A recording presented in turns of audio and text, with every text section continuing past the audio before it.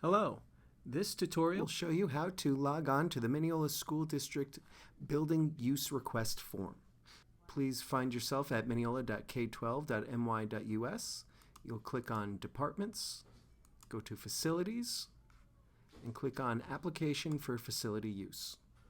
This brings you to our Community Use Public-Facing Calendar. You will go here on the top right of the screen where it says Welcome Guest, log in to request facility use. If you have not created an account yet, you will be prompted to create an account here. Go ahead and enter in your information, then hit Save and Next. This will take you to a screen that asks you to enter in a little more about your organization. And select the appropriate organization type from the drop-down. Enter in your organization address. And you'll see here that this application is pending. We'll click Save and Next.